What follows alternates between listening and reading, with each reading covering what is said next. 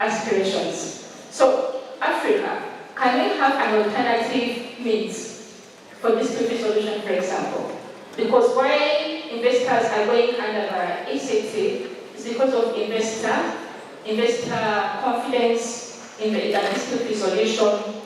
And like Council then said, if you're going to have investors coming in, then issues of arbitration must be incorporated in your agreements or in your contracts. Issues of stabilization, the stabilization clauses, they have to be embedded in your contracts. To what extent that is still up for debate? Because a lot of countries have been victims of being held back by stabilization clauses, which are telling them for a period of 20, 30 years, you cannot change any provision within this law. But then countries are becoming more environmentally cautious. They are realizing, oh, I think we made a mistake 10 years back, and we need to include green aspects in all investments. And then the investor is saying, look here, madam, you promised me within 20 years there will be no change to my contract. And the ECT is interesting because it says there should be sustainability, but only to the extent that it doesn't affect the profit margin or doesn't increase the expenses of the investors. So if Africa wants to get out of the ECT, then we should be able to develop alternative means. Something akin to the ECT, but cognizant of our needs as Africa, both for the fossil fuels, but also for the clean fuels.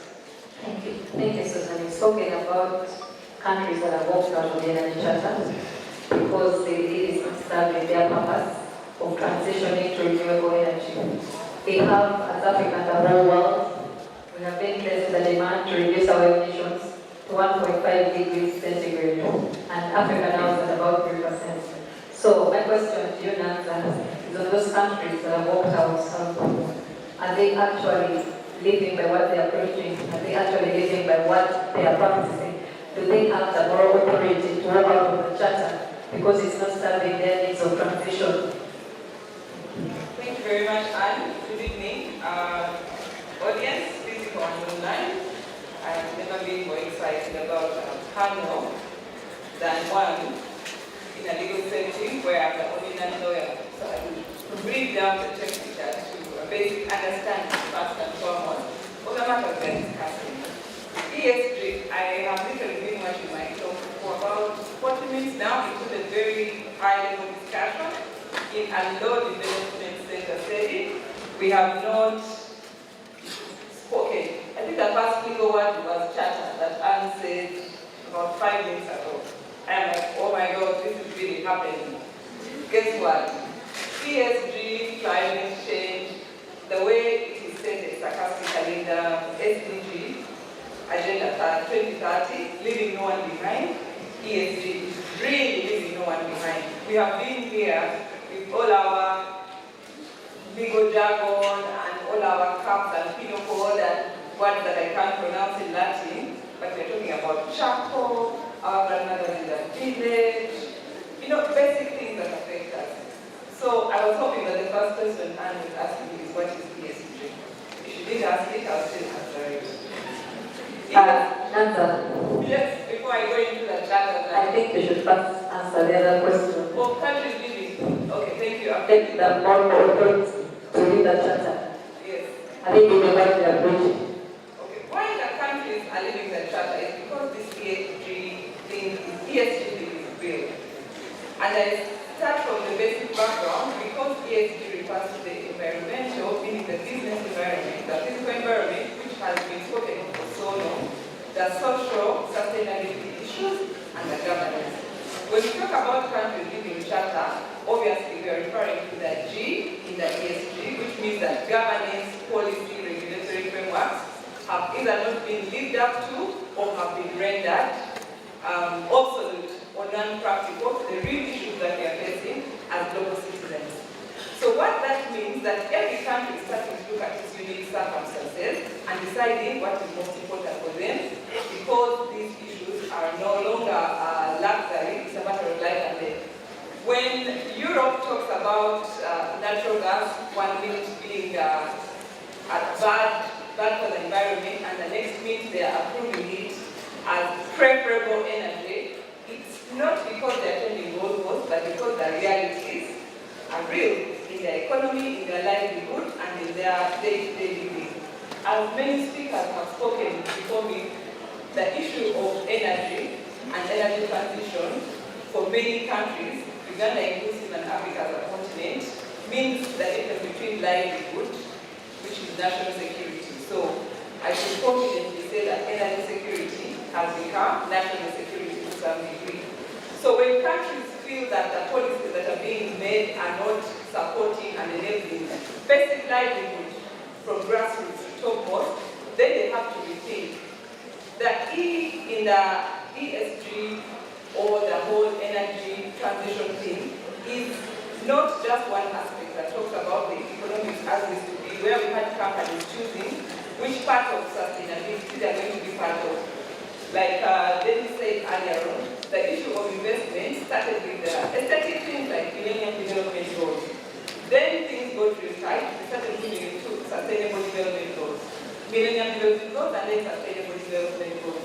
What that meant, that governments were being counted on to make these policies and implement them to the extent that would affect everyday life and translate into socio-economic development.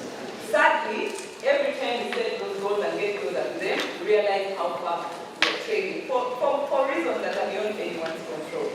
Then people have to be creative. Then it's also mentioned something about investment, where now government started looking at the private sector, where we have the public-private partnerships coming into play. Again, the investors in this kind of financing have priorities. But also, most importantly, when they are financing these, they need to have environments in these very governments where it makes sense. It would interest this audience to know that much as we think these initiatives are expensive and there's no money, there's been finance that already been put aside. So the challenge now is how to make sure that this fund reach the intended users to make it possible for the initiatives to reach. So to the question of the country's giving, it's about prioritizing what's important to them as a country. If the business community, which is the biggest contributor to this funding, is looking for viable projects, bankable projects, because it comes down to money and the interest. If it's the private sector, it's about profits. If it's about government, it's about public service delivery. If the private sector assesses risk, especially for Africa, as perceived risk of real, then they will think twice about where they put their money. So the countries that are leaving that charter are not leaving willingly. It's simply because they have not found it relevant to their everyday needs as a country while the crisis is real. To conclude on the issue of leaving and maybe regrouping, we use South Africa in the African context, which is having the greatest energy challenges at the moment. As Dr. Susan mentioned in detail about the energy transition and the just, all that looks very good on paper. But for the case of South Africa today, they are experiencing load shedding of up to 6 hours every day, where the whole country has a blackout. South Africa as a country and South Africa as a region, Southern Africa, where we have the Botswana, Ethiopia, and neighboring countries, Namibia and all, are all depending on South Africa, the nation, for power. So if South Africa has a choice to make today, they would love to be part of the discussion with the energy charter. But the reality of the ground is for them is livelihood. So at this moment, they would rather have emergency energy measures in their mix that subscribe to a charter that is advocating for a 10-year plan that excludes their livelihood today. So it's a cutthroat situation, in my opinion, that is forcing governments to rethink their commitments to reach the start of that. Thank you very much. Thank you, Nansa. Indeed, your blood leads CSG. Dennis, do you have a different view from Nansa? Nansa says they are living for their own good. The energy charter is now obsolete. But the question stands: are the countries that are living up to their bidding, are they doing what they are saying they are doing? I think NASA's explanation has been spot on. It's all about meeting your energy needs. And energy security is the key aspiration of every country. Every country talks about energy security, they have a mix, diversify, and make sure you have access to control. And in fact, what is interesting, you know, when the world came up with the Kyoto Protocol, the Kyoto Protocol was doing very well, and US pulled out. The reason why US pulled out, they say, no, the Kyoto Protocol is penalizing us.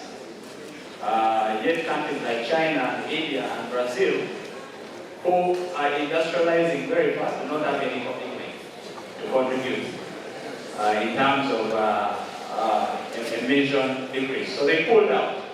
They pulled out because Congress was concerned that if they did not pull out, their economy was going to be affected.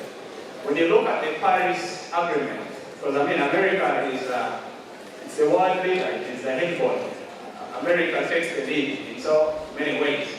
But you would be surprised that there is a divide between the Democrats and the Republicans over whether America should be part of the Paris Accords, which is the agreement that is leading us, that is guiding us to reduce world temps and emissions. When Trump became president, he pulled out of the Paris Agreement that President Barack Obama signed.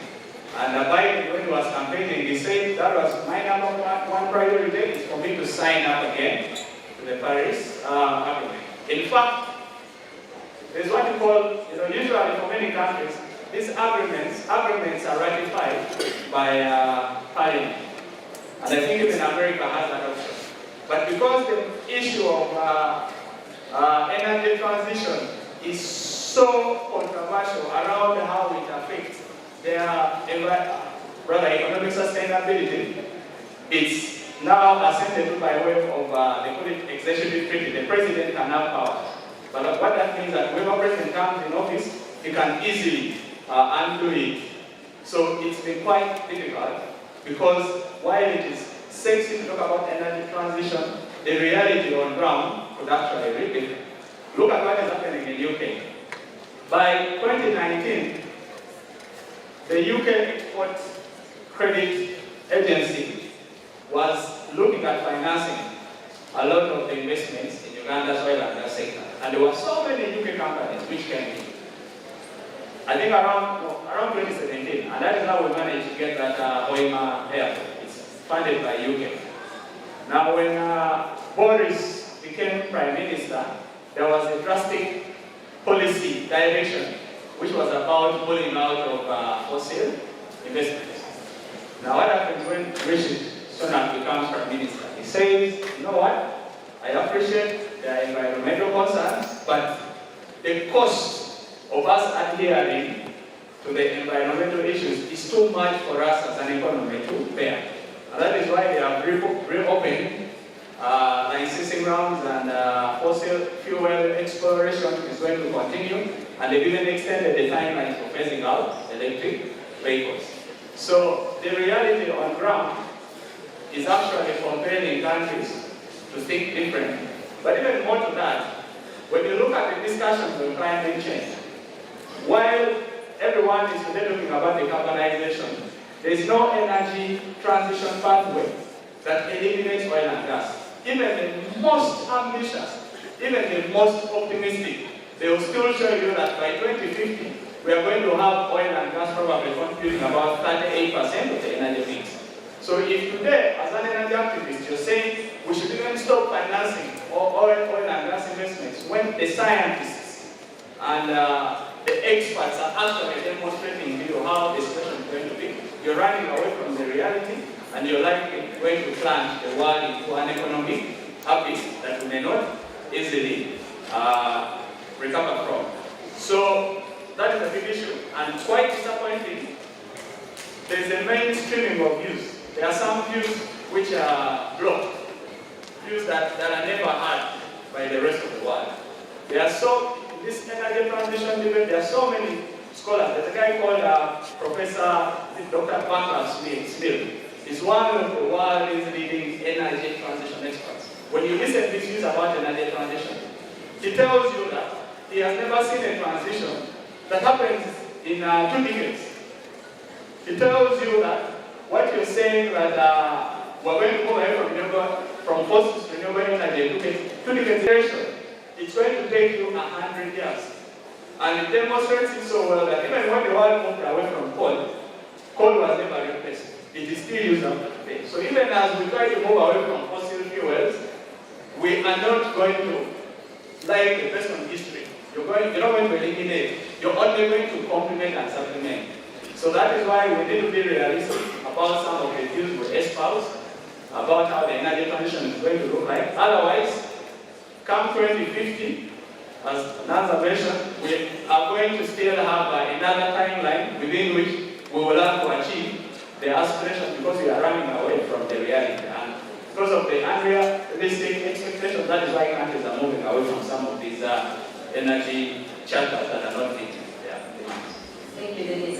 People perspective, you used a very interesting word to describe the reality versus what's on the ground. So indeed, we should have our own plan. What I hear you say is we have our own path, we should chart our own path. And Dr. Susan, you mentioned how rich Africa is in very many minerals, and that brings in the geopolitical aspect. How do you think that your policy is going to affect our transition journey?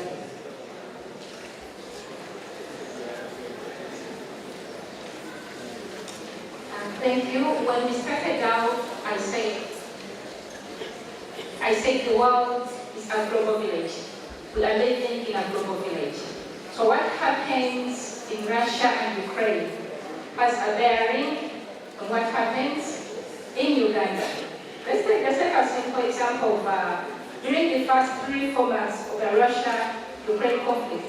What happened to the rest of Europe? They began crying because their energy sources were cut off. For the first time, people had to ration their energy for heating in their houses. They experienced colder winters because the gas from Russia, from Ukraine, could no longer reach their homes. What did they do? What did Europe do? If you remember correctly, there was a panic and there was a rush. Countries like Germany, which had eliminated the use of coal at that time, those who are saying, nuclear is not good for us, they went back on their promises and they reopened coal fields to supply energy for their people. They went back and opened the North Sea and gave out licenses to the North Sea of the North Sea and gave out licenses for petroleum extraction. So when one event or instance happens in any one country, we shall definitely be affected.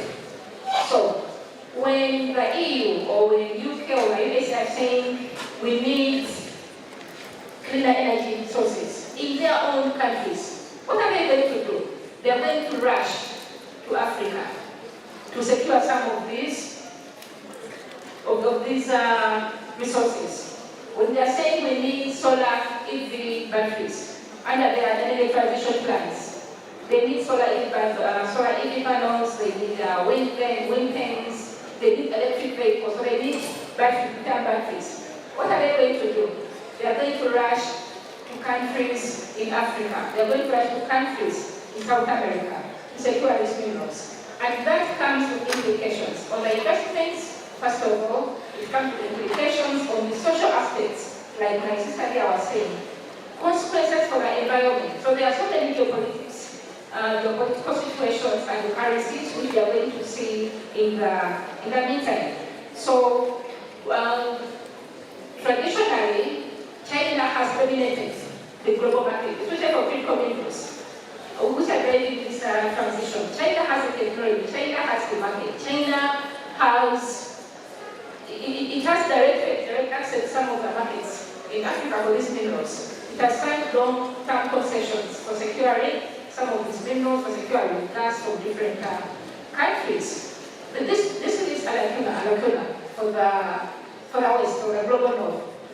Now they have to come down to Africa to partake some of the advantages China, for instance, has been enjoying. So they have to fight for the resources in Africa. They have to fight for new markets. They are producing their electric vehicles. We're going to be consumers. They're telling us to transition by 2030. People are ditching all petroleum-powered vehicles. So that's where Africa comes into place. How do position ourselves benefit when two elephants are fighting, the grass suffers. We don't want to suffer this fight. We want to be at the forefront of this transition using our resources. The abundant solar, abundant minerals. We need to be at the forefront. And what do we need to do today? So Africa has a chance to engage with the West, with China, and just be in the middle of it. So we stand to benefit from all the political aspects happening around us. Thank you, Dr. Susan, for putting that in perspective. Now, finally, on the issue of transitioning, we've all learned about the Equator Principles, and some of the financial institutions in Uganda are signatories to the Equator Principles. Do you think that they are effective for assessing and managing our performance on ESG? Thank you very much, Anne, for that question. The Equator Principles right now as Uganda and Africa kind of remain our lighthouse in this whole quagmire of energy transition. Why do we say that? Every single speaker here, except David who has spoken, has talked about project financing for green bonds, green financing. The nomenclature is all out there. But the principles help us from an ESG perspective to analyze, assess, and mitigate all economic, social, and governance issues in our projects going forward. Yes, they are there. The only challenge then is they are still voluntary. While we have the good side that the funding is available from the developed countries, we need to leverage this opportunity as Africa, as Uganda. You talked about the financial institutions getting involved to make our business environment right for budget projects. What does that mean specifically? To bridge that gap where the money is coming from so that they can see us, because we are seen as a lens in the area as a risky business environment, especially for green projects. Most so because of the S in the ESG, the social barriers, the land tenure system, the gender issues, the governance issues, corruption, to mention but a few. So our work right now is to leverage these principles, even though they are voluntary, to incorporate them in our agreements to make sure that they are enforceable, at least for us as a nation. What that will take is the good news is Uganda has been like a lab for ESG projects. We have very good and well-tested models which can front these finances to make it work. From the legal perspective, what that means is we have to be at the forefront.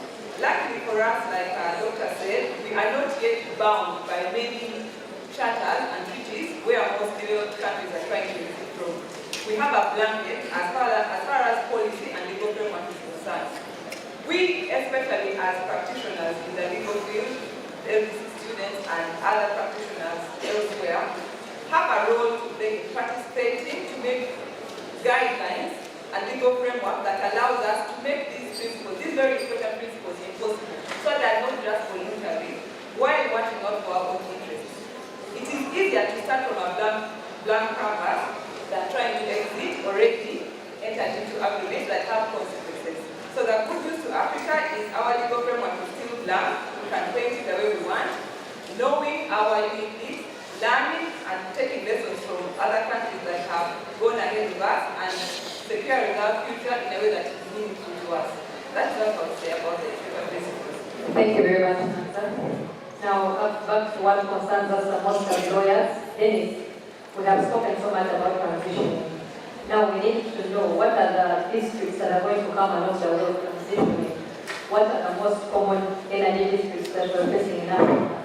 And when you look at districts arising from the from renewable energy, use of renewable energy, how different are they, or how hard are they to resolve compared to disputes concerning fossil fuel? For example, a fossil fuel dispute, someone stole my truck while I was transporting it, but then renewable energy dispute with this and someone is trespassing on my land to build a wind farm.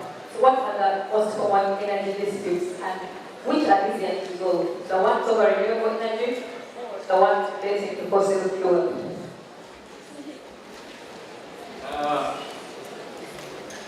I think, what is the profile of the energy sector? What profile do investments in the energy sector take? Of course, oil and gas, if you're investing in oil and gas, you're going to spend a lot more. It's a lot more capital invested, even compared to mining, but there are similarities with oil and gas mining, or even broader energy, electricity, because they are all capital intensive investments that are required. So one characteristic of investments in such energy investments that also reflects in the district is that energy investments are long term. From the time you conceive a project to the time of negotiating the project agreement, to the time of closing financing, to the time of undertaking the actual construction, commissioning, and even your recouping your investment, it's long term. I remember in the late 1990s when we were having a very big electricity challenge in Uganda. We had always wanted to build, I think, Bujagali power, and then also there was on Marshall Coast, there was Nyanga, and then APS. But those projects failed to take off. There was a former minister of energy who became a World Bank official, and then it was said, it was in public domain, that probably had received some money that was not allowed, so they pulled out of that project. So these are projects that are very long term. We are talking about electricity, building infrastructure for electricity, but it might take actually 10 years for some of these things to see light at the end of the day. In fact, it reminds me of a news that I saw last week. When I was doing my master's in 2013, the power pools, the East African power pool was such a big thing we're talking about. That because there's so much power in Congo, there's so much power in Ethiopia, why don't we have a pool so that we can wheel electricity from Ethiopia, take it through Kenya, and then bring it to Uganda? It's 11 years down the road that things are starting to see light at the end of the day. So they are quite long term, and then you spend a lot of money, and then also you have to invest a lot of the money before a project commences. It is not like a factory where you could say, I will scale up the investment, and let me first invest $10 million, and as time goes on, as I earn some little money, I can keep scaling up. With energy investments, for you to see power, you need to first spend a $1 billion or a $2.2 billion, as has been spent in this Karuma Dam. Then you have to build the transmission lines for power to reach to the distribution centers and then the last mile users. So the disputes which usually arise because the agreements are between government and the private investors. It's usually government, private sector disputes. And the biggest contributor of disputes so far, as we've seen for energy projects, especially oil and gas, has been tax. In fact, I know there are a lot of disputes that are bubbling, and I know as soon as this oil project is commissioned, because government, because of the challenges around financing, government is a bit shy to go very high for the oil companies. But as soon as all the money has been sunk in, you're going to see government digging properly. So tax is a key dispute. Another dispute I've seen in the power sector There's what we call deemed energy. You're going to sign the power purchase agreement with the government. A power purchase agreement essentially permits, they call it take or pay. Once I produce, whether you take my power or not, you're supposed to pay for that power. Now, there are delays in building the infrastructure. So you find that the power station is, the dam is completed, but there's a delay in terms of government building the power lines to evacuate the power. Now, in that instance, I've seen disputes where investors have been asking for deemed energy. They are saying, we completed this dam, we've been producing our power, and then you're not paying us. Or you're supposed to pay us. The reason why this power is not reaching out to the market is not because you've not made your commitment around building power lines. And that explains why many of the dispute resolution mechanisms are quite novel. They tend to adopt arbitration as a means of dispute resolution, because these resolutions these disputes are quite specialized, that you need a panel of arbitrators that clearly comprehend and appreciate the matters at hand. And then also secondly, these matters tend to be national. I remember in 2019, when Uganda's oil and gas project aborted, we were quite vocal and we were quite fearful when we were speaking out, because we thought people could label us as saboteurs, because the direction there was that these oil companies are calling us. In fact, I remember there was a capital gang where politicians on that capital gang, and they were lauding government for standing up to these bullies. And I felt pain, because the issues at hand were not about me, I'm a big man, you're a small man. The issues were commercial disputes. If I am going to spend, I am selling off an interest to earn capital to invest in the pipeline, why do you tax that capital 30%? In effect, the tax regime is supposed to tax profits, not capital. So if Total Oil had wanted to spend $1 billion, which probably Total and Sino was going to meet, and you as a government, before even they invest it, you're taking 30% of it, then you're shooting yourself in the foot. So these disputes tend to be specialized, and they also tend to be emotionally nationalistic. People could say, no. These guys are taking advantage of us. And that is why in the arbitration disputes, you'll find that very rarely will an investor agree to have the forum or the place of arbitration as Uganda, where the project is taking place. Usually you look out for a neutral venue where you know that you're going to be given fair consideration. And that reminds me of the dispute we had with Total Oil. The reason why Total Oil lost the tax dispute was because according to our constitution, every tax exemption or tax imposition must be placed by an act of Parliament. The production sharing agreement that exempted Total Oil from paying of taxes was signed by the Minister of Energy, Honorable Saida Bom. But before a PSA is signed, it's got to be cleared by the Attorney General. It's discussed by cabinet and adopted. So you as a government coming out, you clear that agreement, because it doesn't favor you, you come out and say, no, you're not going to have this dispute. So that is why, brother, you're not going to have this exemption. That is why you see when disputes came into the municipal space, there was no court which was courageous to put government to account. And when Total Oil referred the matter to arbitration, government was advised by its international lawyers that they were likely to lose. And that is why they settled it. And when they settled it, what they agreed was that instead of you paying, $400 million, remain with the $250 million you've taken. So they settled it. That is why I saw there's a certain civil activist who stood the government. And the argument was that because of settling that dispute, you made the government lose money. And in my mind, I was like, I wish this guy knew.